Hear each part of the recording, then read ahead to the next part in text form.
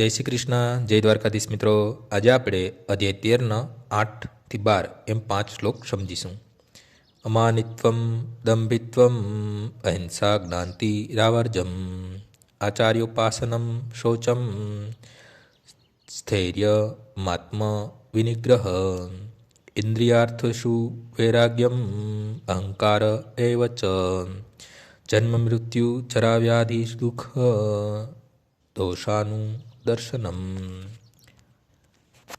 અશક્તિ નભિષ્વંગ પુત્રદાર ગૃહાદિષુ નિત્યમ ચ સમચિત્તત્વ મિષ્ટાનિષ્ટોપપતિષુ મયી ચાનન્યયોગેન ભક્તિરવ્યાભિચારિણી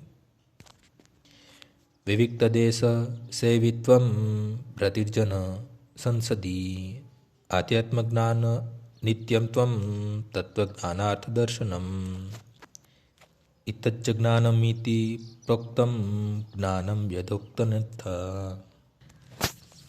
વિનમ્રતા, દંભવિહીનતા, અહિંસા, સહિષ્ણુતા, સરળતા, સદ્ગુરુનો આશ્રય, પવિત્રતા, સ્થિરતા, આત્મસંયમ, ઇન્દ્રિય તૃપ્તિના વિષયોનો ત્યાગ, મિથ્યાહંકારનો અભાવ, જન્મ મૃત્યુ જરા વ્યાધિના અનિષ્ટની અનુભૂતિ, વૈરાગ્ય, બાળકો, પત્ની, ઘર તથા અન્ય વસ્તુઓની મમતામાંથી મુક્તિ, અનુકૂળ તથા પ્રતિકૂળ ઘટનાઓ પ્રતિ સંભાવ, મારા પ્રત્યે નિરંતર અનન્ય ભક્તિભાવ, એકાંતવાસની ઈચ્છા, સામાન્ય જનસમૂહથી અલિપ્ત હોવું, આત્મ સાક્ષાત્કારના મહત્વનો સ્વીકાર અને પરમ બ્રહ્મની તાત્વિક શોધ, આ બધાને હું જ્ઞાન તરીકે ઘોષિત કરીશું અને આ સિવાય જે કંઈ છે તે અજ્ઞાન છે.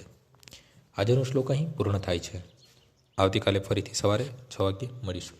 જય શ્રી કૃષ્ણ. શ્રી રામ